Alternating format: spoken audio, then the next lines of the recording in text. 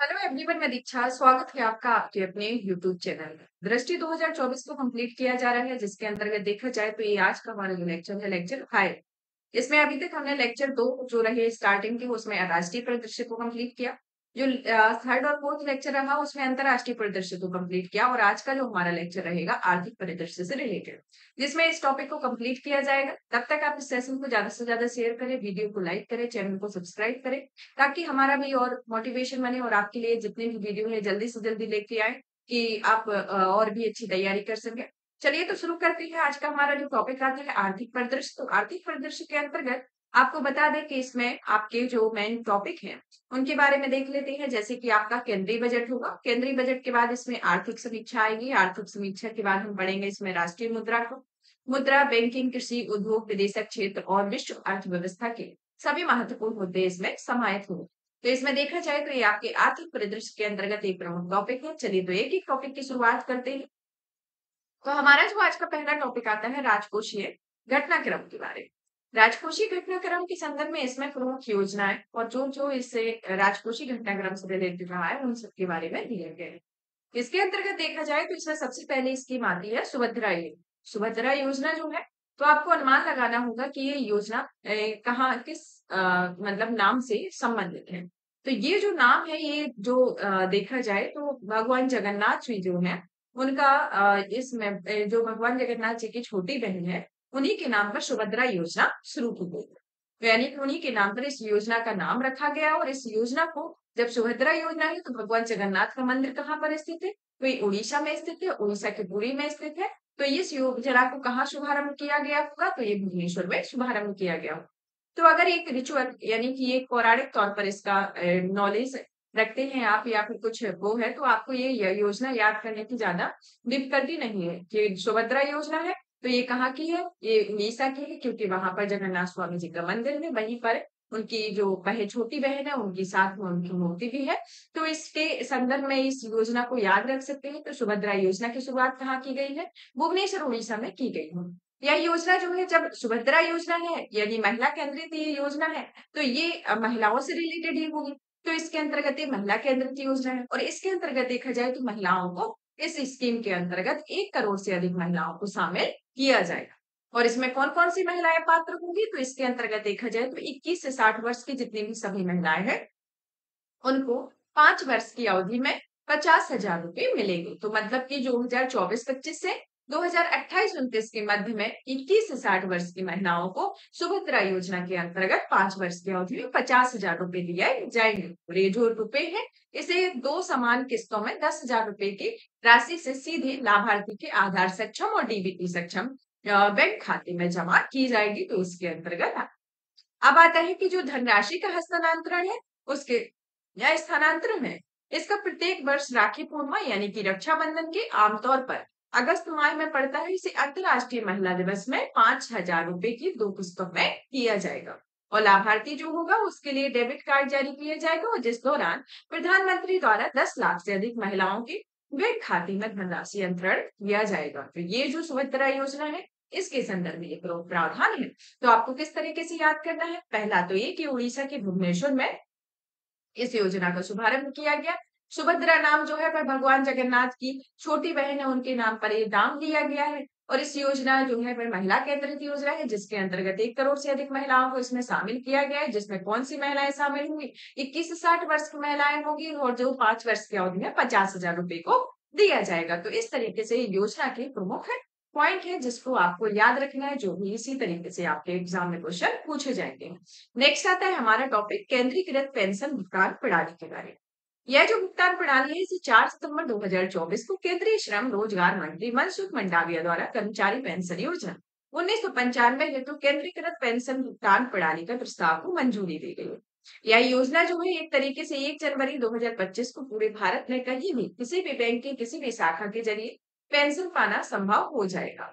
इसमें केंद्रीकृत पेंशन भुगतान प्रणाली को मंजूरी प्राप्त करने के लिए कर्मचारी भविष्य निधि के 78 लाख से अधिक ईपीएस पेंशन भोगियों के इसके अंतर्गत लाभ होगा। और ये जो योजना है, इसे एक कार्यालय से दूसरे कार्यालय में स्थानांतरित करने की आवश्यकता के बिना पूरे भारत में पेंशन का वितरण सुनिश्चित करेगी, भले ही पेंशन भोगी अपना स्थान, बैंक या शाखा बदल सकते हो।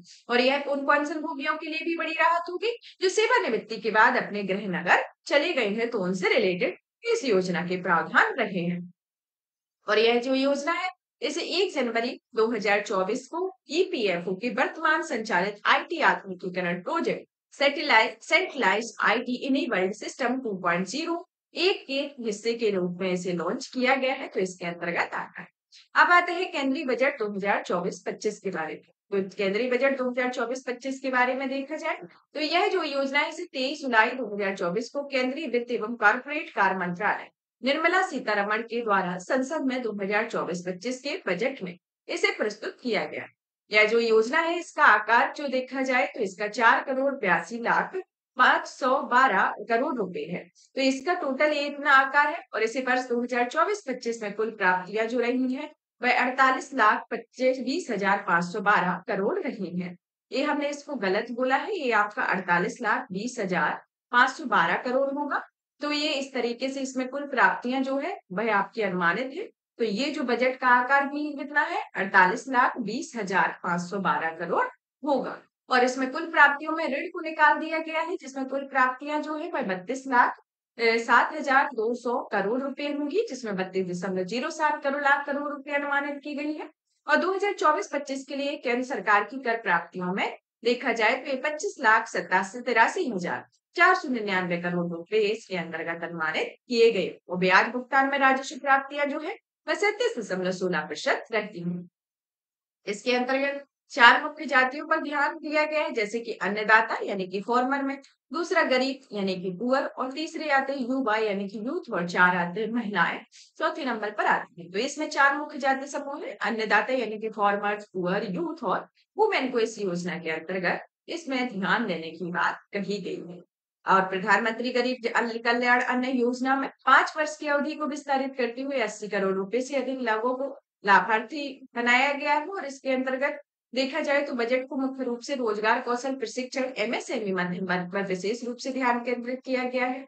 और इस योजना में प्रधानमंत्री की 5 योजनाओं एवं पहलों का एक पैकेज की घोषणा की गई है। और इस योजना में 5 योजनाओं पहलों के माध्यम से 5 वर्ष की अवधि में 4.1 करोड़ युवाओं को लाभ होगा, जिसके लिए केंद्रीय परिवहन 2 लाख करोड़ रुपए का दिया गया है। और इसमें शिक्षा, रोजगार व कौशल प्रशिक्षण हेतु 1,48 लाख करोड़ रुपए का प्रावधान किया गया।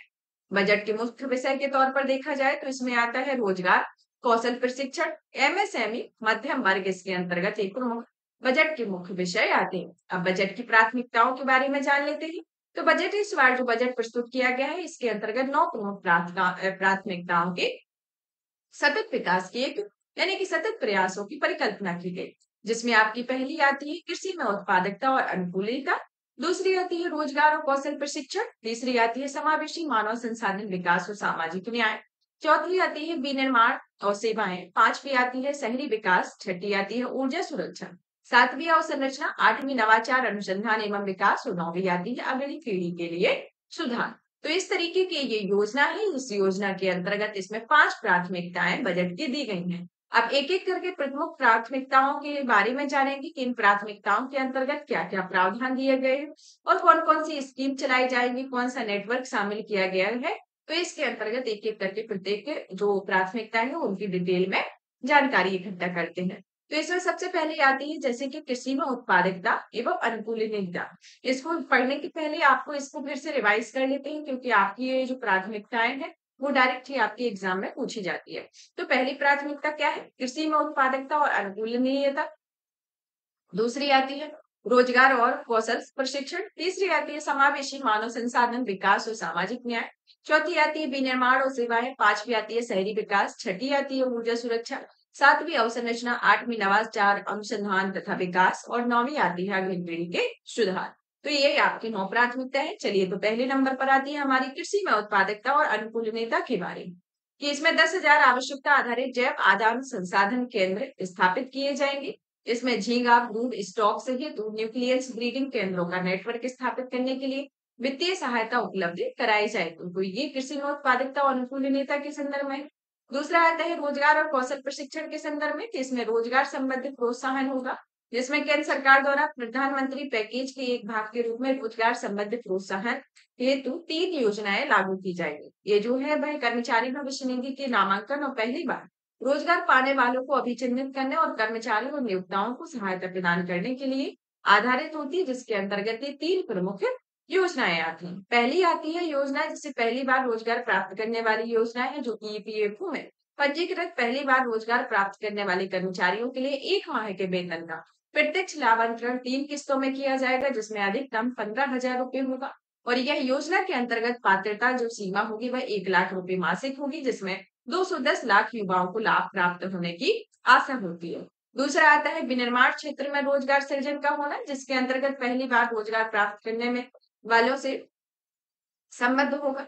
प्रथम 4 वर्षों में अंशदान के लिए विशिष्ट पैमाने पर ईपीएफओ अंशदान के लिए कर्मचारी और नियोक्ता दोनों को प्रोत्साहन होगा। और पहली बार रोजगार प्राप्त करने के लिए 30 लाख युवाओं और उनके नियोक्ताओं को लाभ प्राप्त होने की आशा होगी। तो ये भी निर्माण क्षेत्र के रोजगार सृजन के संदर्भ में।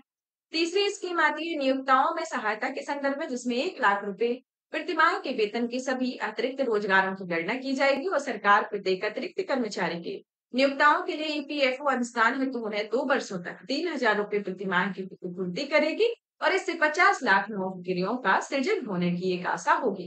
तो ये नियोक्ताओं को सहायता के संदर्भ में आपका थर्ड रहेगा।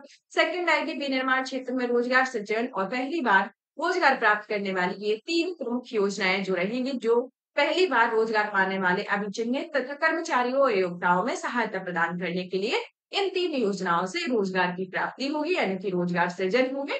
तो इससे युवाओं की समस्याओं को यानी कि युवाओं को लाभ प्राप्त होगा। तो इसके संदर्भ में आती है। अब आते हैं हमारा कि यह सरकार संबंधित निधि की गारंटी के लिए 7.5 लाख रुपए तक के ऋण की सुविधा उपलब्ध करा दी जाएगी, जिसमें मॉडल कौशल ऋण योजना को संशोधित किया जाएगा और प्रति वर्ष 25,000 छात्रों को सहायता मिलने की आशा होगी।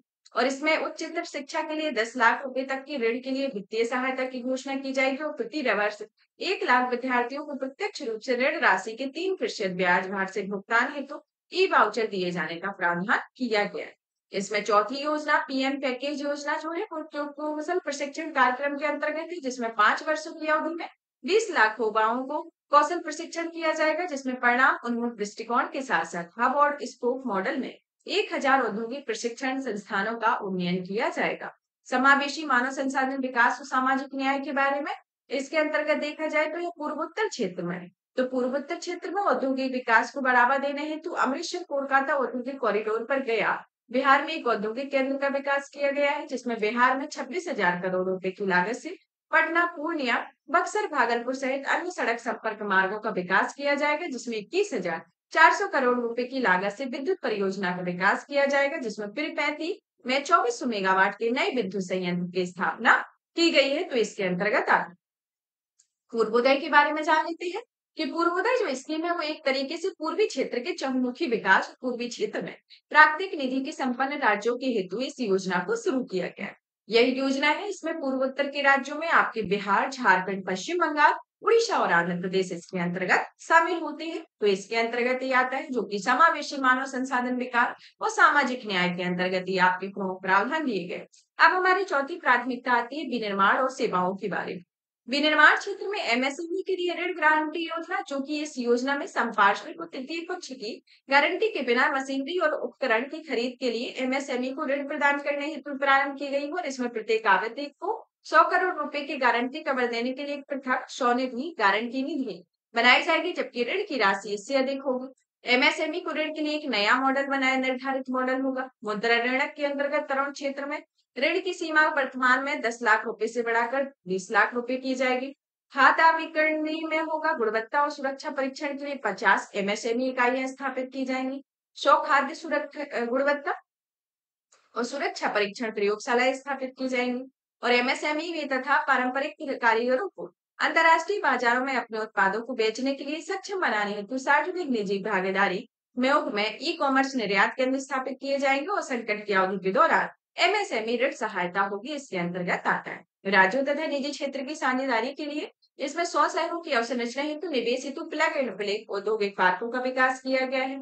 राष्ट्रीय औद्योगिक कॉरिडोर विकास कार्यक्रम की तरह 12 औद्योगिक पार्क बनाए गए हैं, जिसमें महत्वपूर्ण खनिजों के घरेलू उत्पादन, पुनर्चक्रण उनके ओवरसीज अधिग्रहण के लिए क्रिटिकल मिनरल मिशन को शुरुआत की गई है। इंट्रेंसिव अवसर यानी कि पीएम पैकेज की 5वीं योजना ये शुरू की गई है, जिसके अंतर्गत 5 वर्ष की अवधि में 1 करोड़ युवाओं को शीर्ष 500 कंपनियों में इंट्रेंसिव के अवसर उपलब्ध कराए जाएंगे, जिसमें सीएसआर निधियों के माध्यम से प्रति माह 5,000 रुपए का भत्ता और 6,000 रुपए की एककालिक सहायता दी जाएगी और कंपनियों से प्रशिक्षण लागत और इंट्रेंसिव लागत को 10% अपनी सीएसआर निधि से वहन करने की क्षमता होगी, यानी कि इसकी अपेक्षा होगी। तो इस तरीके से ये इंट्रेंसिव अवसर जो है वो आपके पीएम पैकेज के अंतर्गत 5वीं योजना होगी। तो इस तरीके की ये योजना पीएम पैकेज के अंतर्गत चलाई जा रही है। अब हमारी 5वीं प्राथमिकता आती है शहरी विकास के बारे में, कि राज्यों के साथ मिलकर केंद्र सरकार द्वारा विकास केंद्रों के रूप में शहरों को विकसित करने की सुविधा उपलब्ध कराई गई है। छठी योजना आती है ऊर्जा सुरक्षा, जिसके अंतर्गत भारत लघु रिएक्टरों की स्थापना करेगा। भारत लघु मॉड्यूलर रिएक्टर का अनुसंधान और विकास करेगा। सूक्ष्म और लघु उद्योगों को स्वच्छ ऊर्जा अपनाने के लिए वित्तीय सहायता करेगा। पीतल तथा सेरेमिक सहित 60 क्लस्टरों में पारंपरिक सूक्ष्म एवं लघु उद्योगों के निवेश के लिए ग्रेड ऊर्जा लेखा परीक्षा की सुविधा उपलब्ध कराई जाएगी और अगले चरण में इसे 100 क्लस्टरों तक दोहराया जाएगा। ये क्यूएससी ताप विद्युत संयंत्र और एनटीपीसी जो ये क्यूएससी जो थर्मल पावर प्लांट है उसे एनटीपीसी और बीएचईएल का एक संयुक्त ईंधन पूर्ण क्षमता वाले 800 मेगावाट के वाणिज्यिक संयंत्र की स्थापना करता है।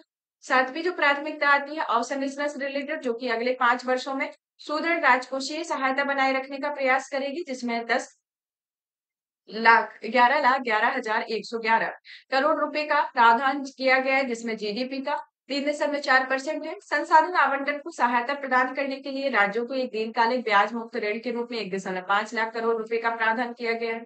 25,000 ग्रामीण बसावटों को 12 मासी सड़क संपर्क उपलब्ध कराने के लिए प्रधानमंत्री ग्राम सड़क योजना का चरण पूर्व इसमें शुरू किया गया है और इसमें काशी विश्वनाथ मंदिर के कॉरिडोर के मॉडल पर विष्णुपद मंदिर कॉरिडोर और महाबोधि मंदिर कॉरिडोर का विकास किया जाएगा। 8वां जो प्राथमिकता आती है नवाचार अनुसंधान और विकास के संदर्भ में, जिसमें मूलभूत अनुसंधान और प्रोटोटाइप विकास के लिए अनुसंधान राष्ट्रीय शोध निधि की शुरू की गई है, जिसमें 1 लाख करोड़ रुपए की वित्त पोषण पूल के साथ वाणिज्यिक स्तर पर निजी क्षेत्र प्रेरित अनुसंधान और नव प्रवर्तन को बढ़ावा देने की एक व्यवस्था है, जिसमें अंतरिक्ष अर्थव्यवस्था में अगले 10 वर्षों में अंतरिक्ष अर्थव्यवस्था के अंतर्गत 5 गुना इसे बढ़ाने के लिए 1,000 करोड़ रुपए का एक वेंचर कैपिटल फंड बनाया जाएगा।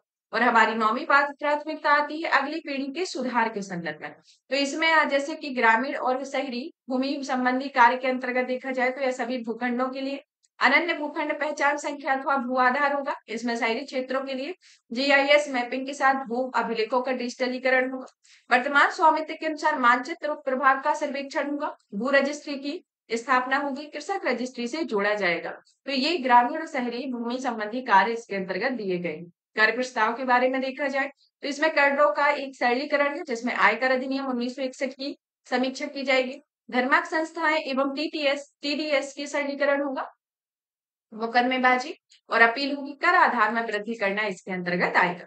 क्षेत्र विशिष्ट सीमा शुल्क के प्रस्ताव के अंतर्गत देखा जाए तो इसमें व्यापार में आसानी होगी। शुल्क में व्युत्पन्न को हटाने और विवादों को कम करने के लिए कर संरचना का व्यापक समीक्षा इसके अंतर्गत करता है।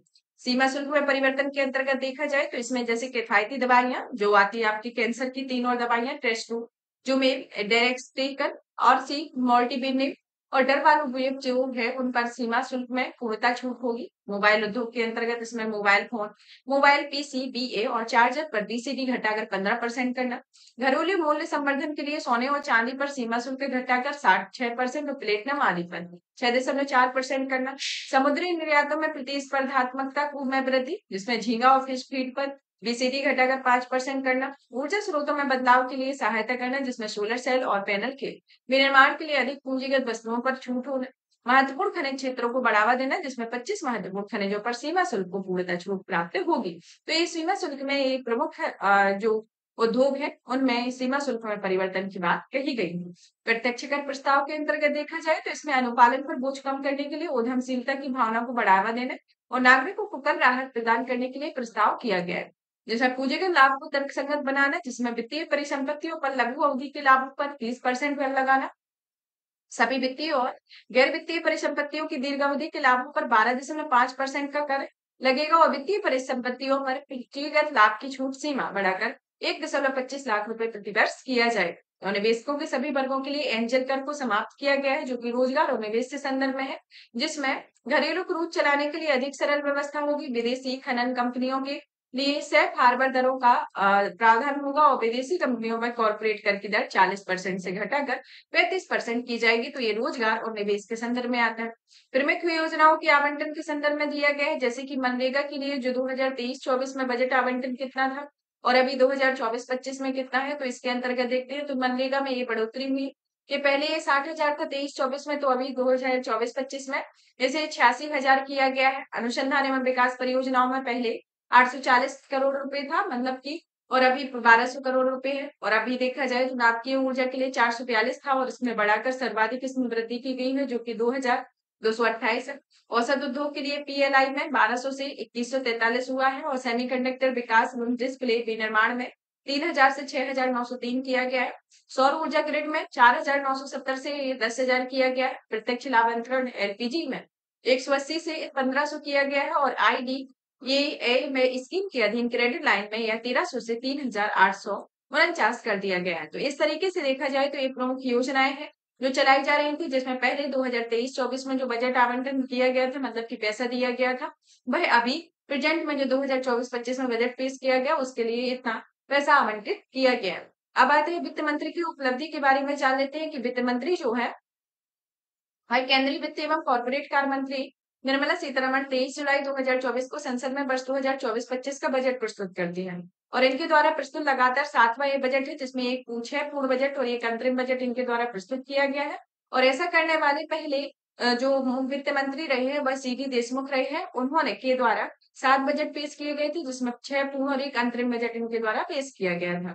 और सीडी देशमुख द्वारा लगातार प्रस्तुत 7 बजटों में से प्रारंभ में 2 बजट पहले लोकसभा के गठन के पूर्व इसमें प्रस्तुत किए गए थे और शेष जो 5 बजट थे उन्होंने पहली लोकसभा के गठन के पश्चात प्रस्तुत किया हुआ था। तो ये 1952 के समय में जब लोकसभा का गठन होने के पहले इनके द्वारा 2 बजट पेश किए गए, फिर बाद में जब लोकसभा का गठन हुआ उसके बाद इनके 5 बजट पेश किए गए। तो टोटल मिला के 7 बजट थे, लेकिन अभी के जो प्रेजेंट में वित्त मंत्री निर्मला सीतारमण जी हैं, उनका जो द्वारा जो बजट पेश किया गया है वो ये ऐसी पहली महिला वित्त मंत्री बन गई है जिन्होंने 7 बार बजट प्रथम लोकसभा के गठन के पश्चात पेश किया हुआ है, जिसमें 6 पूर्ण बजट और एक अंतरिम बजट को इसके अंतर्गत प्रस्तुत किया गया है। तो ये वित्त मंत्री की उपलब्धि के बारे में है, जो कि आपके इससे क्वेश्चन पूछे जाएंगे। तो आपको सीडी देशमुख को याद रखना है। सीडी देशमुख का अगर पूछ लिया जाता है तो उसमें इस तरीके का पूछा जाएगा कि ये लोकसभा के गठन के पहले या बाद का है। तो ये भी आपको ध्यान में रखना है कि लोकसभा के गठन के पूर्व इन्होंने 2 बजट पेश किए थे और जब गठन हो गया तो उसके बाद 5 बजट पेश किए थे। लेकिन जो वर्तमान की जो वित्त मंत्री है वो एक ऐसी महिला वित्त मंत्री है जिनके द्वारा 7 बजट लगातार पेश किए गए हैं और इसी का रिकॉर्ड इनके नाम पर दर्ज है। अब आते हैं केंद्रीय बजट 2024-25 के बारे में कुछ प्रमुख तथ्यों के बारे में। अभी हमने इसकी जो प्राथमिकता है उनके बारे में जाना, जो बजट अनुमान कुछ योजनाओं को दिया गया है उसके बारे में जाना। अब इसके संदर्भ में जानते हैं कि इसके अंतर्गत कौन-कौन सी प्रमुख तथ्य हैं। जैसे कि केंद्रीय बजट 2024-25 में वर्ष 2024-25 के लिए प्रस्तुत जो बजट आवंटन है वह 48.21 लाख करोड़ रुपए का है, जिसमें सरकार द्वारा कुछ 48.21 लाख करोड़ रुपए का व्यय तथा इतनी ही राशि की प्राप्ति होगी और इसमें कुल प्राप्तियों की यदि राजस्व पूंजीगत प्राप्तियों में बांटा जाए तो कुल प्राप्तियों में 64.91 लाख करोड़ यानी कि प्रतिशत और 31.29 लाख करोड़ का हिस्सा जो है वह राजस्व प्राप्तियों से होगा, जबकि शेष जो हिस्सा होता है वह 35.09% 16.91 लाख करोड़ का हिस्सा पूंजीगत प्राप्तियों से प्राप्त होता है और इस तरीके से कुल व्यय में 76.95% होता है, जबकि खाते मात्र ये 23.05% पूंजीगत खाते के व्यय पर इसका अनुमान लगाया जाता है। तो इसके अंतर्गत आता है। अब आता है राजकोषीय घाटा के बारे में, जिसमें फिस्कल डेफिसिट होता है। यही एक तरीके से बजट अनुमान 2024-25 में 16.13 लाख करोड़ रुपए का राजकोषीय घाटा अनुमानित है और इसमें इसी वर्ष की अनुमानित जीडीपी का 4.9% है और वर्ष 2024-25 हेतु भारत की राजकोषीय घाटा विगत वर्ष में अनंतम वास्तविक अनुमान की तुलना में लगभग 40.36 लाख हजार करोड़ रुपए इसके अंतर्गत आती है। फिर राजस्व घाटा के बारे में यानी कि रेवेन्यू डेफिसिट के संदर्भ में बात की जाए तो इसमें देखा जाए तो यह 2024-25 के लिए प्रस्तुत बजट में 58.02 लाख करोड़ रुपए का राजस्व घाटा इसके अंतर्गत अनुमानित किया गया और इसमें 2024-25 के लिए अनुमानित सकल घरेलू उत्पाद में इसका 1.8% की वृद्धि है, 1.8% दिया गया है। फिर आता है प्रभावी राजस्व घाटा जो कि 2024-25 के बजट अनुमान में प्रभावी राजस्व घाटा 1.89 लाख करोड़, जीडीपी का 0.6% अनुमानित है, जो पूर्व वर्ष यानी कि 2023-24 के अनंतम वास्तविक अनुमान का लगभग 2.72 लाख करोड़ रुपए से कम है। तो ये प्रभावी राजस्व घाटा है। फिर आता है प्राथमिक घाटा, जो एक तरीके से यह घाटा 2024-25 में जीडीपी का मात्र 1.4% अनुमानित है और इसमें पिछले वर्ष 2023-24 के अनंतम वास्तविक प्राथमिक घाटे की तुलना में इसे लगभग 1.39 लाख करोड़ रुपए इसके अंतर्गत कम आता है। इसमें घाटे की प्रवृत्तियां और कर प्राप्तियों के रुझानों के बारे में इसमें के अंतर्गत दिखाया गया है, जिसमें राजकोषीय घाटा, राजस्व घाटा, प्राथमिक घाटा और प्रभावी राजस्व घाटा आता है और इसमें प्रत्यक्ष कर, अप्रत्यक्ष कर और सकल प्रकार प्राप्ति जो है उसके बारे में इसमें परसेंटेज को इस तरीके से इसमें दर्शाया गया है एक ग्राफ के माध्यम से। सकल कर राजस्व जीडीपी का कितना 11.8% है, जिसमें प्रत्यक्ष कर जीडीपी का 6.8% और जो अप्रत्यक्ष कर है वह जीडीपी का 5.0% है। जिसमें बजट अनुमान जो 2024-25 में जो अप्रत्यक्ष कर के अंतर्गत आता है, जिसमें सकल कर राजस्व 38.40 लाख करोड़ है, जिसमें अप्रत्यक्ष कर के तौर पर 42.53% है और प्रत्यक्ष कर के तौर पर 57.47% इसके अंतर्गत आता है। इसमें शीर्ष 3 राजस्व आते हैं, जैसे कि आयकर में 11.87 लाख करोड़ रुपए और वस्तु एवं सेवा कर में 10.62 लाख करोड़ रुपए और निगम कर में 10.20 लाख करोड़ रुपए इसके अंतर्गत शीर्ष 3 कर राजस्व इसके अंतर्गत अनुमानित होते हैं। अब आता है हमारा आयकर के बारे में। आयकर के अंतर्गत देखा जाए तो यह जो नई कर प्रणाली है उसमें नए कर स्लैब को पर्याप्त राहत का प्रस्ताव दिया गया है। तो इस कर स्लैब को देख लेते हैं, जिसमें कुछ पहले क्या था और अभी क्या चेंजेस किया गया है। जैसे कि इसमें जो प्रस्तावित आय है जब 3 लाख रुपए तक की है तो कर की दर 0 होगी और वर्तमान में जो कर की दर आय स्लैब जो है वह 3 लाख तक का है। फिर आता है 3 लाख से 7 लाख तक का, जिसके अंतर्गत देखा जाए तो इसमें जो कर की दर है वह 5% होगी और इसमें 3 लाख से 6 लाख अभी ये चेंज किया गया है जो वर्तमान में है, तो इसके अंतर्गत ये 5% होगी। फिर आता है 7 लाख से 10 लाख के अंतर्गत जो देखा जाए तो इसमें 10% है। फिर जो और इसमें 6 लाख से 9 लाख तक में ये 10% अभी प्रेजेंट में की गई। 10 लाख से 12 लाख में इसमें 15% कर की दर थी, लेकिन अभी प्रेजेंट में जो बदलाव हुआ है वह 9 लाख से 12 लाख में हो गया है। फिर तीसरा आता है 12 लाख से 15 लाख के बीच में जो कर की दर है वह 20% है, लेकिन अभी प्रेजेंट में इस वाला जो ये वाला जो कर स्लैब है मतलब कि ये कर का जो वितरण है कर की दर है इसको मतलब कि समान ही रखा गया और 15 लाख से अधिक के लिए भी 30% रखा गया है। तो अभी देखा जाए तो इसमें ज्यादातर चेंज आपका इसमें देखा गया है, जो आपका 5%, 10%, 15%। तो इसमें जो आया हुआ है, तो अगर किसी को 9 लाख रुपए तक का लोन चाहिए तो उसे 10% देना होगा और पहले जब था तो उसे 10 लाख रुपए तक के लोन के लिए उसे 10% की कर की दे वो देनी होती थी और या 10 से 12 लाख रुपए के लिए 15 लाख रुपए देना होता था, लेकिन अब क्या है कि 9 से 12 लाख रुपए है तो इसके लिए 15% कर देना होगा। तो इस तरीके की ये वर्तमान आयकर को दिया गया है, जिसमें ये 3 तरीके की जो आयकर है जो आपकी 3 लाख से 12 लाख तक की है, जिसमें 3 जो 5%, 10%, 15% की, तो इसमें ही कुछ चेंज किया गया है और आपकी स्टार्टिंग की और आपकी एंड की 2 जून है उसमें कोई बदलाव नहीं हुआ है। अब आता है मानक कटौती के बारे में कि मानक कटौती के संदर्भ में देखा जाए तो इसमें पेंशनभोगियों और वेतनभोगियों पर नई कर प्रणाली के अंतर्गत दी जाने वाली मानक कटौती में 50,000 रुपए से बढ़ाकर 75,000 रुपए किए जाने का प्रस्ताव किया गया है। पारिवारिक पेंशन कटौती के अंतर्गत नई कर प्रणाली में पारिवारिक पेंशन कटौती में 15,000 रुपए बढ़ाकर 25,000 रुपए किए जाने का प्रस्ताव है। नई पेंशन योजना गैर सरकारी नियोक्ता स्थान के अंतर्गत धारा 80 में सीसीडी में उल्लेखित पेंशन योजना में गैर सरकारी योजना के अनुबंध में कटौती की राशि कर्मचारी के वेतन में 10% से बढ़ाकर 14% किए जाने का प्रस्ताव है, जिसमें नई कर प्रणाली को गैर सरकारी कर्मचारियों को उनके वेतन और 10% के स्थान पर 14% तक की कटौती का अनुमानित किया गया है। प्रत्यक्ष कर विभाग में विवाद से विश्वास योजना 2024 के अंतर्गत इसमें विवादों से निपटारे के लिए एक योजना शुरू की गई और यह कर राशि पर विवादित ब्याज या जुर्माने के ब्याज भुगतान में उदारता प्रदान करती है और इस योजनाओं में जो बजट अनुमान है 2024-25 में के अंतर्गत है, जिसमें पीएम पोषण योजना के अंतर्गत जो बजट अनुमान था वह 12,467 किया गया। जल जीवन मिशन के अंतर्गत 17,163, प्रधानमंत्री आवास योजना जो कि ग्रामीण है उसमें 54,500, प्रधानमंत्री ग्राम सड़क योजना जिसके अंतर्गत 19,000, पीएम किसान योजना जिसके अंतर्गत 60,000, प्रधानमंत्री आवास योजना शहरी के अंतर्गत 30,171, प्रधानमंत्री गरीब कल्याण अन्न योजना के अंतर्गत 20,000 2,05,250, प्रधानमंत्री आवास योजना जो कि ग्रामीण और शहरी है जिसमें 84,671, जल जीवन मिशन या राष्ट्रीय ग्रामीण पेयजल मिशन के अंतर्गत 70,163, इसके अंतर्गत जो बजट अनुमान है वह करोड़ के रुपए दिया गया है। तो ये प्रमुख योजनाओं के लिए कुछ आवंटित किए गए। और भी आती है जैसे कि समग्र शिक्षा के लिए जो हुआ है वह 37,500 रहा है। सक्षम आंगनवाड़ी और पोषण 2.0 के लिए 21,200, राष्ट्रीय ग्रामीण आजीविका मिशन आजीविका में 15,047, प्रधानमंत्री फसल बीमा योजना के अंतर्गत 14,600, स्वच्छ भारत मिशन में 12,192 इसके अंतर्गत आती है। कुल सब्सिडी के अंतर्गत देखा जाए तो उसमें बजट अनुमान जो आता है 2024-25 में, इसमें दिया गया है आपका 4,28,422.67 करोड़, जिसमें खाद्य सब्सिडी और उर्वरक सब्सिडी के संदर्भ में देखा जाए, जो खाद्य सब्सिडी है वह उसमें जो दिया गया है वो 47,91% इसमें दिया गया है। उर्वरक सब्सिडी 38,28%, यूरिया सब्सिडी इसमें दी गई है 27,78, और एलपीजी सब्सिडी जो दी गई है वह 2,78% दी गई। तो इस तरीके का एक कुल सब्सिडी में बजट अनुमान दिया गया।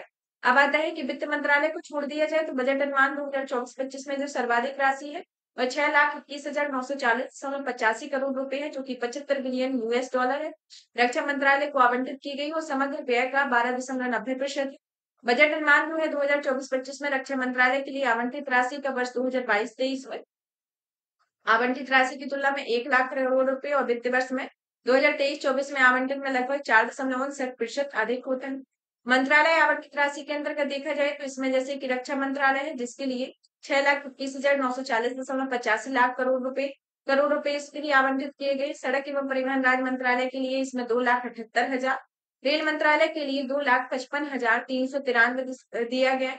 उपभोक्ता मामले खाद्य एवं सार्वजनिक वितरण मंत्रालय के अंतर्गत इसमें 2,23,323.36, गृह मंत्रालय के अंतर्गत 2,19,643.31 किया गया है। तो इस तरीके से ये मंत्रालय आवंटित राशि आई हुई है। अब आते हैं यहाँ की आर्थिक समीक्षा। आर्थिक समीक्षा के अंतर्गत देखा जाए तो केंद्रीय वित्त एवं कॉर्पोरेट मंत्री निर्मला सीतारमण के द्वारा 22 जुलाई 2024 को संसद में आर्थिक समीक्षा 2023-24 को प्रस्तुत किया गया। यह जो आर्थिक समीक्षा है इसके अनुसार वित्त वर्ष 2024 में भारतीय अर्थव्यवस्था की जो वास्तविक वृद्धि दर रही है वह 8.2% दर्ज की गई, जबकि जो 2024-25 में है 6.5 से 7% अनुमानित थी। तो इसमें जो वास्तविक वृद्धि दर है इसमें एक बदलाव देखने को मिला है जो कि 8.2% है।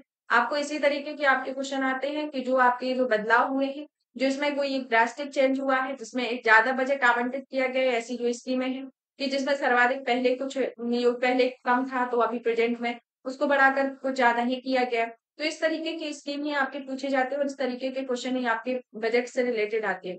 बजट का आकार कितना है, किसमें किस क्षेत्र में कितना बजट आवंटित किया गया है, तो इससे रिलेटेड आपके क्वेश्चन होंगे। तो वर्ष 2023 में देश से 120 अमेरिकी डॉलर का प्रेषण का प्राप्त कर भारत विश्व में शीर्ष प्रेषण प्राप्तकर्ता देश रहा है। अब आता है व्यय के संगठन और प्राप्ति के स्रोत दिए गए हैं। जैसे कि आपका बजट 2024-25 में पहला तो दिया गया है, इसमें आता है सर्वाधिक जो आता है आपका 21%। 21% किसके लिए है? करों और शुल्कों के राज्यों के हिस्सों के बारे में है। फिर आता है आपका 19% जो आता है इसमें ब्याज अदायगी के रूप में है। फिर 16% जो आता है इसमें केंद्रीय क्षेत्र की योजनाएं जिसमें रक्षा और आर्थिक सहायता पूंजी पे परिवार इसमें शामिल नहीं है। फिर इसके बाद आता है इसमें आपका 9% में आपका एक आता है वित्त आयोग और अन्य वितरण किए गए हैं, और अन्य व्यय के अंतर्गत भी इसमें 9% है। फिर आता है 8% में दो है, एक रक्षा होता है, एक एनफ्राइज योजना होती है। 6% के अंतर्गत आर्थिक सहायता होती है और 4% के अंतर्गत पेंशन होती है। तो इस तरीके से देखा जाए तो यह बजट के या व्यय के संगठक दिए गए। प्राप्ति के स्रोत के अंतर्गत दिया जाता है, इसमें आता है 27% जो है वह अन्न उदारता एवं देयताओं से संबंधित होता है। इसमें जो 19% आता है सेकंड नंबर पर जो कि आयकर से संबंधित है। फिर इसके बाद 18% आता है जो वस्तु एवं सेवा कर से। इसके बाद जो 17% आता है वो निगम कर से आता है। 9% आता है कर भिन्न प्राप्तियों से। 5% केंद्रीय उत्पाद शुल्क से, 4% जो आता है सीमा शुल्क से, और 1% जो आता है वह ऋण भिन्न पूंजी प्राप्तियों से संबंधित आता है। तो इस तरीके से प्राप्ति के स्रोत होते हैं। वित्त वर्ष 2024 में व्यापार घाटा वित्त वर्ष 2023 की तुलना में कम रहा है, जिसमें चालू खाता घाटा वित्त वर्ष 2024 के दौरान जीडीपी का 0.7% रहा है।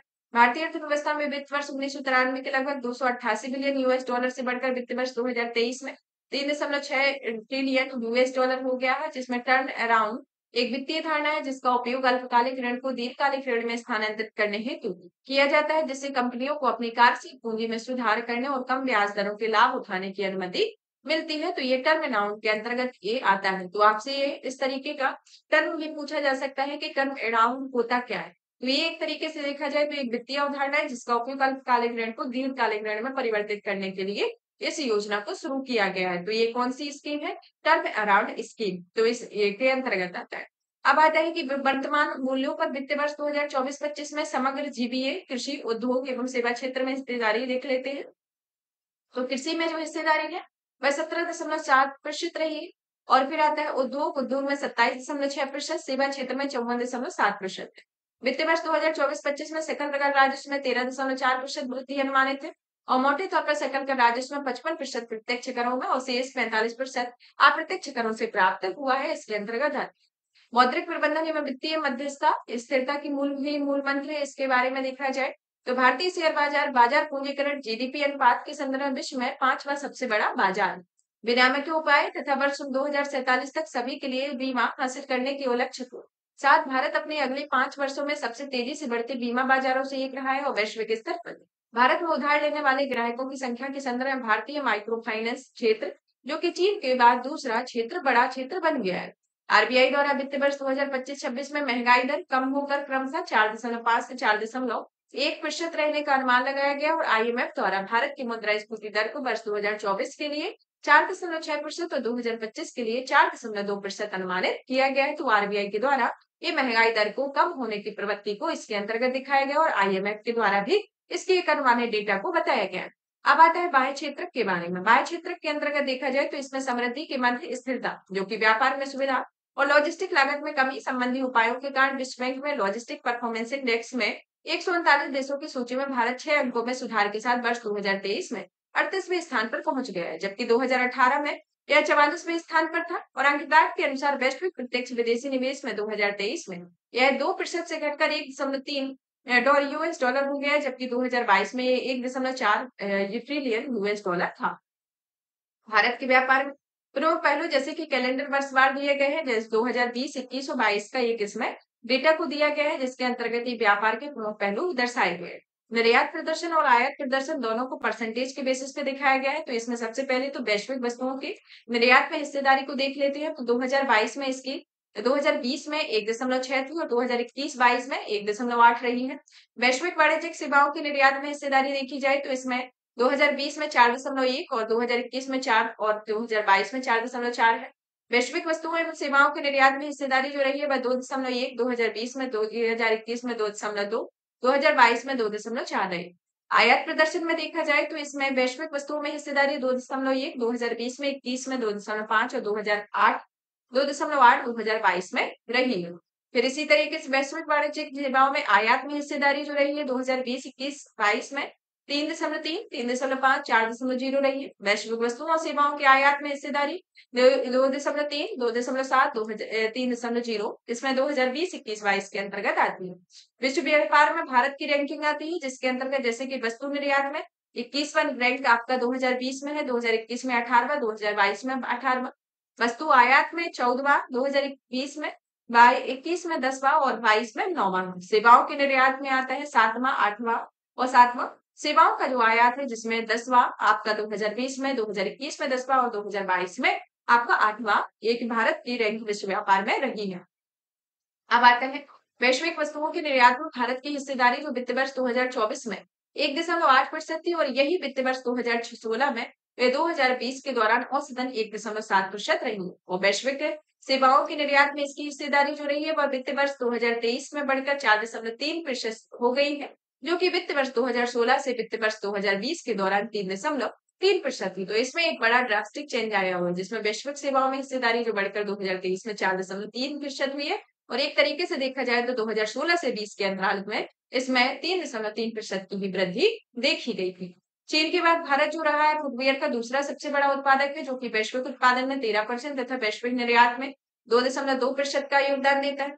भारत वर्ष 2014 में 23 में सबसे बड़े स्मार्टफोन निर्यातक में वर्ष 2022 में विश्व का छठा सबसे बड़ा स्मार्टफोन निर्यातक बन गया और वित्त वर्ष 2024 में भारत स्मार्टफोन निर्यात में कुल उत्पादन में 31% से अधिक रहा है। भारत में सर्वाधिक निर्यातित वस्तु इंजीनियरिंग सामान रहा है, जिसमें कुल निर्यात में योगदान वित्त वर्ष 2019 में 25.3% और वित्त वर्ष 2024 में 25% रहा है।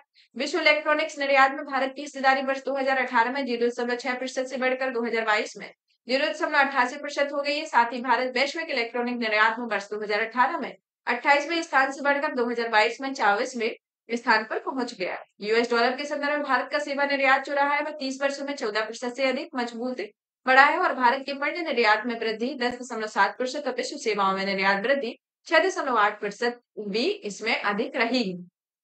विश्व सेवा निर्यात में भारत के सेवा निर्यात की हिस्सेदारी वर्ष 1993 में 0.5% से बढ़कर 2022 में 4.3% हो गई और भारत अब वैश्विक स्तर पर सातवां सबसे बड़ा सेवा निर्यातक देश बन गया है, जबकि 2001 में यह 24वें स्थान पर है। भारत दूरसंचार, कंप्यूटर सेवा सूचना सेवाओं के निर्यात में विश्व में दूसरे स्थान पर, व्यक्तिगत सांस्कृतिक मनोरंजक सेवाओं के निर्यात में छठे, अन्य व्यावसायिक सेवाओं के निर्यात में आठवें, परिवहन सेवाओं के निर्यात में 10वें और यात्रा सेवाओं के निर्यात में 14वें स्थान पर पहुंच गया है। तो ये भारत में सातवां सबसे बड़ा निर्यातक देश बना है और यह 2001 में 24वें स्थान पर था। तो ये इसका एक रेशियो बताया गया है कि 2001 से 2022 तक में भारत 7वें रैंक पर पहुंच गया है। तो इतनी रैंकों का इसमें सुधार देखने को मिला है। भारत के बाहर ऋण वर्ष 2023 और 2024 में क्रमशः जो रहा है वह 624.1 बिलियन यूएस डॉलर रहा है और 663.8 बिलियन यूएस डॉलर, क्योंकि इसी अवधि के दौरान जीडीपी का क्रमशः 19% और 18.7% इसके अंतर्गत आता है।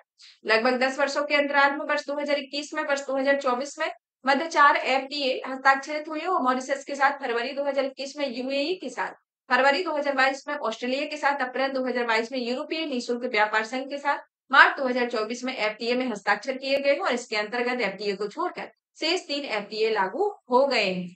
मध्यम अवधि परिदृश्य जो कि नए भारत के लिए विकास दृष्टि में, जिसे 1993 में भारतीय अर्थव्यवस्था का मूल्य जो था वह वर्तमान कीमतों के डॉलर के संदर्भ में 300 बिलियन डॉलर यूएस डॉलर था, यानी कि यूएस डॉलर से ये कम था। लेकिन 2024 में जो अनुमान है वह भारतीय अर्थव्यवस्था में 3.6 यूएस डॉलर करने का तक पहुंच गया है और ये जीडीपी वर्तमान जीडीपी 1993 में 301.5 यूएस डॉलर बढ़कर 2023 में 2484.8 यूएस डॉलर हो गई है, जो जीवन स्तर में पर्याप्त सुधार के संकेत देती है। अब इतना डेटा ये जो आपको बता दिया जा रहा है कि ये जल्दी जल्दी बता दिया जा रहा है कि ये डेटा इसमें ये परिवर्तन हुआ, इसमें ये चीज का उतार चढ़ाव देखने को मिला, तो इतना पूरा डेटा जरूरी नहीं है कि आपको याद हो जाए। तो आप अगर इसको देख लेते हैं, 1 से 2 बार इस लेक्चर को देख लेंगे तो आपको कुछ-कुछ डेटा याद हो जाएगा और कुछ को आप याद कर लेंगे। तो उससे ये रहेगा कि आपका एग्ज़ाम में अगर इससे रिलेटेड क्वेश्चन आएगा, तो आपका हो जाएगा। क्योंकि कई बार क्या होता है कि डेटा नहीं पूछा जाता, ये पूछा जाता है कि जैसे कि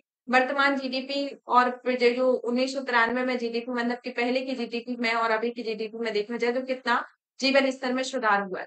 तो ये सुधार से रिलेटेड ये चीज़ें होती है, तो उसमें ज़रूरी नहीं कि आपको डेटा याद रखें। डेटा की जगह जैसे कुछ-कुछ डेटा आपने याद कर लिया, क्योंकि बहुत सारा डेटा याद रखे तो सब होच-पौच हो जाता है जब आप एग्ज़ाम देने जाते हैं।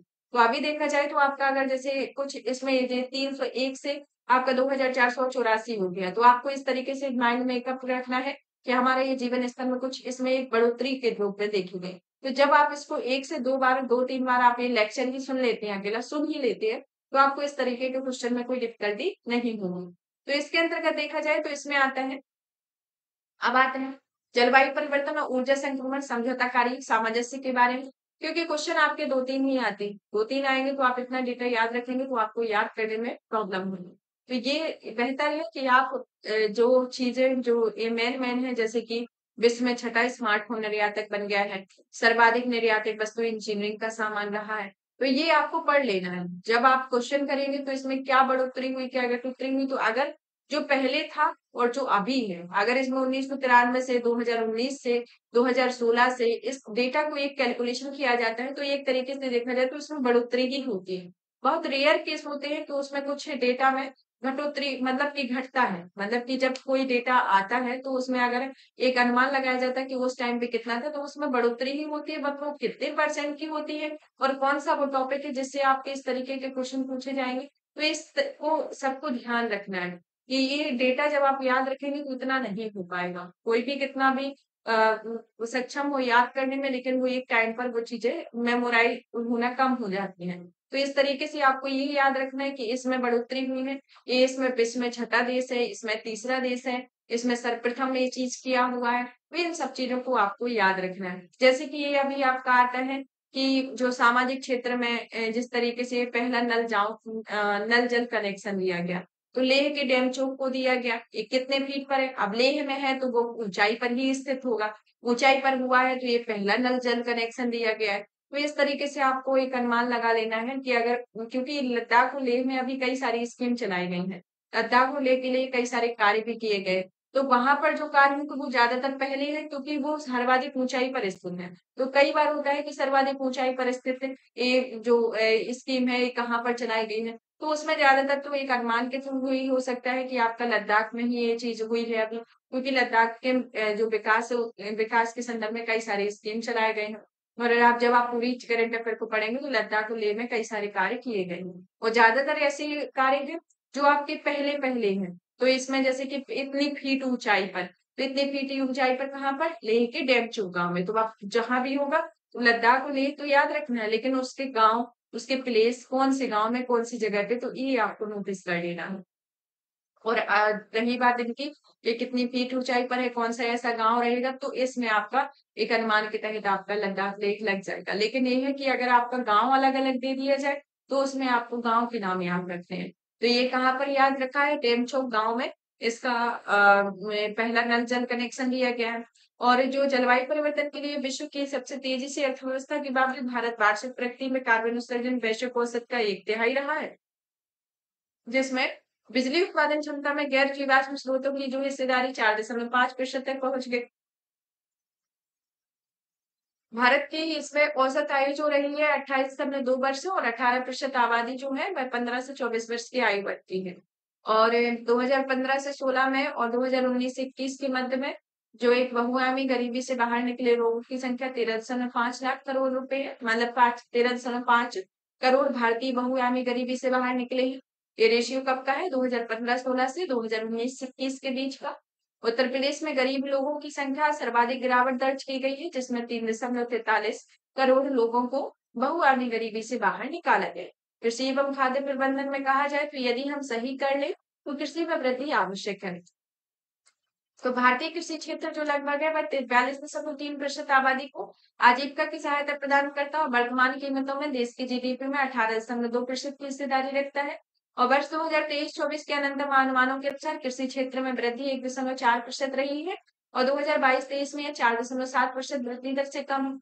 भारत गेहूं, चावल, कपास सहित अन्य फसलों के उत्पादन में संदर्भ में विश्व के दूसरे स्थान पर दूध, दालों और मसालों के उत्पादन में शीर्ष पर है। वित्त वर्ष 2022-23 में भारत 17.54 मिलियन टन मत्स्य उत्पादन करते हुए वैश्विक स्तर पर तीसरा स्थान प्राप्त हुआ है।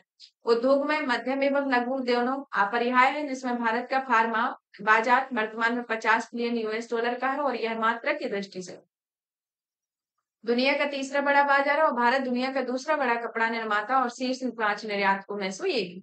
सेवाओं के संदर्भ में विकास के अवसरों को बढ़ावा देने के संदर्भ में भारत की वृद्धि में महत्वपूर्ण योगदानकर्ता बना हुआ है, जो वित्त वर्ष 2024 में अर्थव्यवस्था में कुल आकार का लगभग 55% रहा है। और यह महामारी से प्रभावित वित्त वर्ष 2021 को छोड़कर पिछले दशक के सभी वर्षों में सेवा क्षेत्र में 6% से अधिक की वास्तविक वृद्धि पर देखी गई और वैश्विक स्तर पर 2022 में भारत का सेवा निर्यात विश्व के वाणिज्यिक सेवा निर्यात का 4.4% रहा है।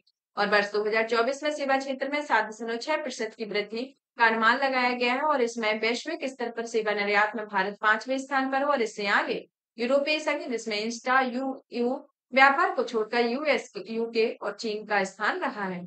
कंप्यूटर तथा व्यवसायिक सेवाओं का भारत के कुल सेवा निर्यात में हिस्सा 73% रहा है और वित्त वर्ष 2024 में वर्ष इसमें 9.6% की वृद्धि दर्ज की गई हो। भारत तीसरा विश्व का सबसे बड़ा घरेलू विमान बाजार है, जो कि वैश्विक स्तर पर सबसे तेजी से बढ़ने वाले प्रमुख विमान बाजारों में से एक है। नेस्कॉम के अनुसार भारत का टेक स्टार्टअप इकोसिस्टम वैश्विक स्तर पर तीसरे स्थान पर है, जिसमें यूएसए तथा यूके की तुलना में काफी बेहतर प्रदर्शन किया गया। मौजूदा कीमतों पर जीडीपी में हिस्सेदारी दी गई है, जिसमें निर्यात में 21.9%, निजी उपभोग में 7.3%, निवेश में 30.8%, अर्थव्यवस्था की स्थिति जो सकल राष्ट्रीय आय में वर्तमान कीमतों पर वर्ष 2023-24 में इतने करोड़ रुपए दी गई है, जिसमें वृद्धि 9.5% है। स्थिर कीमतों पर जो वृद्धि दी गई है उसमें 8.2% रही है। निवल राष्ट्रीय आय दिया गया है, जिसमें वर्तमान कीमतों पर जो वृद्धि दर है 9.6% है। स्थिर कीमतों पर जो वृद्धि दर है वह 8.3% है। प्रति व्यक्ति निवल राष्ट्रीय आय में इसमें 8.7% की वृद्धि दर है और इसमें 7.4% की वृद्धि दर है। सकल घरेलू बजट के अंतर्गत देखा जाए तो इसमें जीडीपी के प्रतिशत के रूप में वर्तमान बाजार कीमतों पर दिया गया है, जो कि 2022-23 के अंतर्गत बताया गया है कि इसमें 30.2% है, जिसमें घरेलू क्षेत्र में 18.4%, निजी निगम क्षेत्र में 11.2, सार्वजनिक क्षेत्र में 0.6 है। 2021-22 में 21.2 के अंतर्गत इसमें घरेलू क्षेत्र में 20.1, निजी क्षेत्र में 11.2 और सार्वजनिक क्षेत्र में 0.1 रहा है। अब आता है इसके अंतर्गत प्रमुख फसलों की प्रमुख 3 उत्पादक राज्यों के बारे में, जिसमें फसल दी गई हो उसमें प्रथम, द्वितीय, तृतीय का स्थान दिया गया। फसल जो आती है चावल, जिसमें प्रथम में आता है तेलंगाना, द्वितीय में उत्तर प्रदेश, तृतीय में पश्चिम बंगाल। गेहूं जो है पहले नंबर पर उत्तर प्रदेश, फिर मध्य प्रदेश, फिर पंजाब। मक्का में प्रथम में आता है कर्नाटक, बिहार, मध्य प्रदेश। मोटी अनाज में राजस्थान, फिर आता है कर्नाटक, उसके बाद मध्य प्रदेश। अरहर तुअर में कर्नाटक, महाराष्ट्र, उत्तर प्रदेश। कुल दालों में मध्य प्रदेश, महाराष्ट्र, राजस्थान। चना में मध्य प्रदेश, महाराष्ट्र, राजस्थान। कुल खाद्यान्न में उत्तर प्रदेश, मध्य प्रदेश, पंजाब। मूंगफली में पहले नंबर पर गुजरात, दूसरे नंबर पर राजस्थान, तीसरे नंबर पर मध्य प्रदेश। रेपसीड और सरसों में पहले नंबर पर राजस्थान, दूसरे पर उत्तर प्रदेश, तीसरे पर मध्य प्रदेश। सोयाबीन में पहले नंबर पर मध्य प्रदेश, दूसरे पर महाराष्ट्र, तीसरे पर राजस्थान। जो फिर आता है सूरजमुखी, जिसमें पहले नंबर पर कर्नाटक, फिर हरियाणा, फिर उसके बाद उड़ीसा। कुल तिलहन में आता है पहले नंबर पर राजस्थान, दूसरे पर मध्य प्रदेश, फिर गुजरात। गन्ना में पहले नंबर पर उत्तर प्रदेश, फिर महाराष्ट्र, फिर कर्नाटक। कपास में पहले नंबर पर गुजरात, महाराष्ट्र, तेलंगाना। फिर आता है जूट एवं मेस्ता में पहले नंबर पर पश्चिम बंगाल, फिर बिहार और असम आता है। तो ये जो आर्थिक समीक्षा है, जो 2023 का जो अंग्रेजी संस्करण आया हुआ है उसके अंतर्गत ही इसमें डेटा दिया गया है, जो कि लेटेस्ट ही है। तो इसको आपको याद रखना है, क्योंकि आपका प्रथम, द्वितीय, तृतीय में आपकी फसलों के संदर्भ में क्वेश्चन पूछा जाता है। अब आता है प्रति व्यक्ति निवल उपलब्धता के बारे में दिया गया है। इससे रिलेटेड आपका क्वेश्चन नहीं आता है निवल उपलब्धता, ना इतना ये डेटा याद रखने की जरूरत है, तो इसको स्किप कर देंगे। आयात की दृष्टि से शीर्ष 5 देशों में देखा जाए, तो आयात की दृष्टि में देखा जाए तो इसमें चीन जो रहा है, जिसमें प्रतिशत हिस्सेदारी 15.1% रही है। रूस की 9.1%। फिर 33 नंबर पर आता है संयुक्त अरब अमीरात, जो कि 7.1%। संयुक्त राज्य अमेरिका जो आता है 6%। सऊदी अरब जो है वह 4.7% आता है। निर्यात की दृष्टि से 3 देश आते हैं, जिसमें संयुक्त राज्य अमेरिका जो है 17.7% की हिस्सेदारी, संयुक्त अरब अमीरात जो आता है 11.2% की हिस्सेदारी और नीदरलैंड 5.1% की हिस्सेदारी रखता है।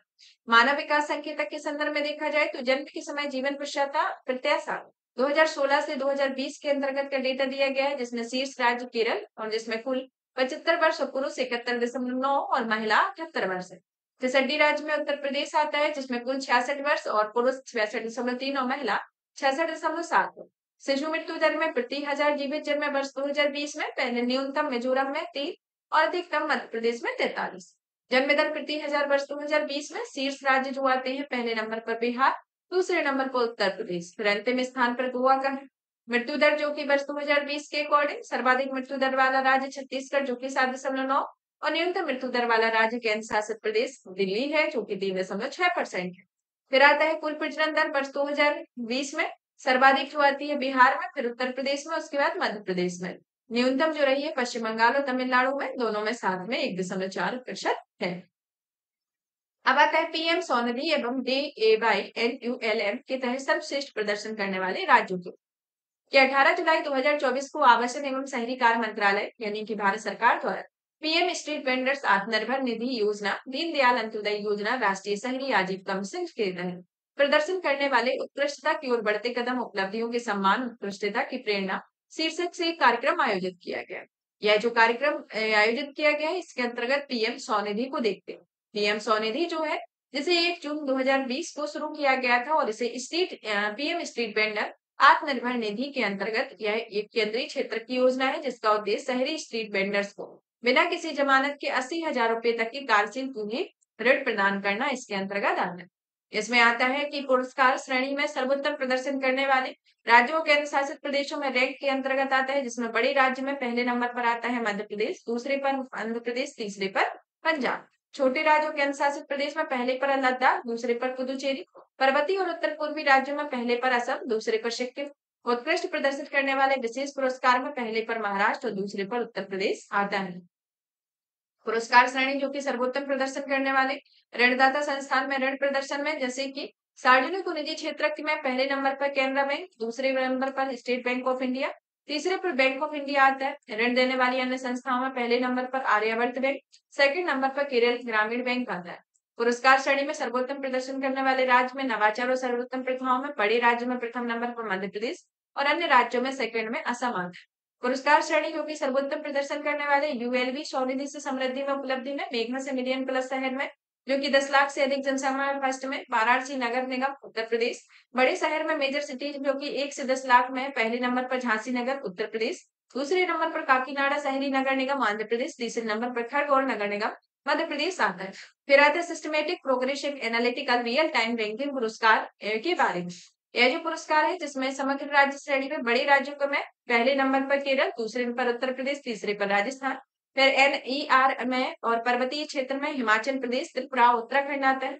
सर्वश्रेष्ठ यूएलबी के बारे में जो मिलियन प्लस शहर है 10 लाख में और जबलपुर फिर आता है। उसके बाद जो कि मध्य प्रदेश में स्थित है, नागपुर महाराष्ट्र और नासिक महाराष्ट्र में स्थित है। तो इसमें रैंक सेकंड और थर्ड में महाराष्ट्र के 2 शहर शामिल हैं। आयुष पर सर्वेक्षण 2022-23 के बारे में जो कि 13 जून 2024 को राष्ट्रीय नमूना सर्वेक्षण ने 79वें दौर में के हिस्से में जुलाई 2022 से जून 2023 तक राष्ट्रीय प्रतिदर सर्वेक्षण के द्वारा आयुष पर पहला विशेष अखिल भारतीय सर्वेक्षण जारी किया गया। इसमें अगर अंडमान और निकोबार द्वीप समूह के कुछ दुर्गम गांवों को छोड़कर पूरे देश में इसे शामिल किया गया और लिंग के आधार पर आयुष चिकित्सा प्रणाली के बारे में जागरूक व्यक्तियों का प्रतिशत जो है अखिल भारतीय स्तर पर ग्रामीणों में 94.7, पुरुष में महिला 94.8 और व्यक्ति जो रहे 94.8 में। शहरी के अंतर्गत 95.8, 96.1 और 96 रहा है। ग्रामीण भारत में अरुणाचल प्रदेश को छोड़कर सभी राज्यों के अनुशासित प्रदेशों में आयुष के बारे में जागरूकता का स्तर 87% से बढ़ाकर 99% है और शहरी भारत में सभी राज्यों के अनुशासित प्रदेशों में 66% से अधिक है। सभी राज्यों में से गुजरात में ग्रामीण क्षेत्रों में औषधि पौधों में घरेलू उपचार या लोक चिकित्सा या एलजीटी के बारे में जागरूकता और ज्ञान वाले परिवारों का प्रतिशत सर्वाधिक है, जिसमें शहरी क्षेत्रों में सर्वाधिक जागरूकता हिमाचल प्रदेश में देखी गई और सभी राज्यों में पिछले 365 के दौरान बीमारियों के इलाज हेतु आयुष का उपयोग करने वाली आबादी का सर्वाधिक प्रतिशत हिमाचल प्रदेश में और सबसे कम गोवा में दर्ज किया गया। अब इसमें राष्ट्रीय आय के कुछ अनंतम आंकड़े दिए गए हैं, जैसे कि 31 मई 2024 को राष्ट्रीय सांख्यिकी कार्यालय के द्वारा वर्ष 2023-24 में वार्षिक सकल घरेलू उत्पाद तथा वर्ष 2023-24 के चौथी तिमाही के जीडीपी के अनुमान जारी किए गए। इसे 2023-24 में वास्तविक सकल घरेलू उत्पाद में 8.2% की वृद्धि दर का अनुमान है, जबकि 2022-23 में यह 7% अनुमानित थी। 2023-22 में वास्तविक सकल वृद्धि दर 7.2% है, जो कि 2022-23 में 6.7 है। और इस तरीके से वित्त वर्ष पर नाम मात्र के सकल घरेलू उत्पाद में 9.6% की वृद्धि दर्ज है और नाम मात्र की जीडीपी में वृद्धि दर 14.2% दर्ज की गई। वित्त वर्ष के लिए 2023-24 में नाम मात्र की जेबीए की क्षेत्रीय संरचना दी गई है, जिसके अंतर्गत एक प्रमुख डेटा को इसके अंतर्गत 2019-20 से 2020-21, 2021-22, 2022-23 और 2023-24 को प्रथम क्षेत्र, द्वितीय क्षेत्र को तृतीय क्षेत्र को दर्शाया गया है। और इसमें कुछ ये आर्थिक गतिविधियों और जीडीपी में वृद्धि के संदर्भ में स्थिर और चालू कीमतों पर उपयोग के परसेंटेज को बताया गया है। अब आता है हमारा नेक्स्ट उत्तर पूर्वी परिवर्तनकारी औद्योगिकरण योजना 2024 वाले के बारे में। कि भारत सरकार द्वारा उत्तर पूर्व के राज्यों में उद्योगों के विकास और रोजगार सृजन हेतु एक केंद्रीय क्षेत्र की योजना के रूप में नई औद्योगिक विकास उन्नति उत्तर पूर्वी परिवर्तनकारी औद्योगिकरण योजना 2024 तैयार की गई। इस योजना का उद्देश्य लाभकारी रोजगार उत्पन्न करना, जिससे क्षेत्र का समग्र सामाजिक आर्थिक विकास हो और रोजगार निर्माण केवल सेवा क्षेत्र के उत्पाद में आर्थिक गतिविधियों का निर्माण करेगी। 7 मार्च 2024 को प्रधानमंत्री की अध्यक्षता में केंद्रीय मंत्रिमंडल के द्वारा उत्तर पूर्वी परिवर्तनकारी औद्योगिकरण योजना 2024 को मंजूरी दी गई है और इस योजना को 8 मार्च 2023 से 34 तक यह लागू रहेगी। इसमें प्रतिबद्ध देयताओं को पूरा करने के लिए अगले 8 वर्षों की अतिरिक्त अवधि से शामिल है, जिसका वाणिज्य एवं उद्योग मंत्रालय भारत सरकार के उद्योग संवर्धन एवं आंतरिक व्यापार विभाग में राज्यों के लिए एक कार्यान्वित है और इस अवधि के दौरान 83,000 प्रत्यक्ष रोजगार सृजन के अवसर होंगे। साथ ही बड़ी संख्या में अप्रत्यक्ष रोजगार भी सृजित होंगे और पूर्वोत्तर विकास वित्तीय निगम में इस योजना के विभिन्न घटकों के अंतर्गत प्रोत्साहन संवितरण के लिए एक नोडल एजेंसी होगी। WEIDE निधि के बारे में कि 25 फरवरी 2024 को विश्व व्यापार संगठन के द्वारा अंतर्राष्ट्रीय व्यापार केंद्र के द्वारा $5 बिलियन की डिजिटल अर्थव्यवस्था में महिला निर्यातक निधि को लॉन्च किया गया। यह निधि जो है वह संयुक्त अरब अमीरात के अबू धाबी में आयोजित विश्व व्यापार संगठन के 13वें मंत्री स्तरीय सम्मेलन पर अवसर पर आयोजित की गई। WEIDE निधि का जो उद्देश्य है महिला और उद्यमियों के अंतर्राष्ट्रीय व्यापार तथा डिजिटलीकरण के माध्यम से उनके व्यवसाय को बढ़ाने में मदद करने में सशक्त करना और यह कोष जो है वह विकासशील अर्थव्यवस्थाओं को कम विकसित देशों में महिला नेतृत्व वाले व्यवसाय और महिला उद्यमियों को डिजिटल प्रौद्योगिकियों को अपनाने और अपने उद्योगों को ऑनलाइन उपस्थिति में विस्तार करने में मदद करता है। भारतीय अंतरिक्ष क्षेत्र में 100% तक की एफडीआई अनुमानित है। उसके बारे में देखें तो 21 फरवरी 2024 को प्रधानमंत्री मोदी की अध्यक्षता में केंद्रीय मंत्रिमंडल द्वारा अंतरिक्ष क्षेत्र के संबंध में प्रत्यक्ष विदेशी निवेश यानी कि एफडीआई नीति में संशोधन को मंजूरी दी गई। वर्तमान में एफडीआई नीति में उपग्रहों की स्थापना तथा प्रचालन में सरकारी अनुमोदन के जरिए एफडीआई की अनुमति है और इसके तहत प्रस्तावित सुधारों के तहत अंतरिक्ष क्षेत्र में एफडीआई नीति का प्रावधान को निम्न प्रकार के उदार बनाया गया है, जैसे कि उदारीकृत प्रवेश मार्ग निर्धारित करके उपग्रहों, प्रक्षेपण यानों, समृद्ध प्रणालियों या उपप्रणालियों के लिए एफडीआई की स्पष्टता प्रदान करके अंतरिक्ष यानों के प्रक्षेपण आदि के लिए स्पेस पोर्ट के निर्माण और अंतरिक्ष संबंधी उपकरण प्रणालियों के निर्माण के माध्यम से संशोधित नीति की विभिन्न गतिविधियों के प्रवेश मार्ग दिए गए हैं, जैसे कि पहला स्वचालित मार्ग के अंतर्गत 74% जो कि उपग्रह विनिर्माण का प्रचालन, सैटेलाइट डेटा उत्पाद, ग्राउंड सेगमेंट तथा प्रयोगता खंड आते हैं, जिसमें 74% की बाद ये गतिविधियां सरकारी मार्ग के अंतर्गत आती हैं। दूसरा आता है स्वचालित मार्ग के अंतर्गत 49% जो कि प्रक्षेपण यानों और संबंधित प्रणालियों और उपप्रणालियों अंतरिक्ष यान को प्रक्षेपित करने और रिसीवर करने में स्पेस पोर्ट का निर्माण किया गया और इसमें 29% के बाद ये गतिविधियां सरकारी मार्ग के अंतर्गत आती है। फिर तीसरा आता है स्वचालित मार्ग के अंतर्गत 100% तक, जिसमें उपग्रहों, ग्राउंड सेगमेंट और प्रयुक्त खंड के लिए घटकों और प्रणालियों की उपप्रणालियों का विनिर्माण किया गया है। तो इस तरीके से ये जो आपका है वो पूछा जाता है कि किसमें 74% की हिस्सेदारी है, किसमें 49% की और किसमें 100% की है। तो 100% से रिलेटेड आपके क्वेश्चन पूछे जा चुके हैं। तो यहाँ पर आज का ये जो आर्थिक परिदृश्य का टॉपिक है वो फिनिश करते हैं। नेक्स्ट क्लास जो हमारी रहेगी उसमें उत्तर प्रदेश के बजट से शुरू किया जाएगा और इसके आगे के जितना भी सेगमेंट हो उन सभी को कंप्लीट किया जाएगा। तब तक आप इस सेशन को ज्यादा से ज्यादा शेयर करें, वीडियो को लाइक करें, चैनल को सब्सक्राइब करें। धन्यवाद।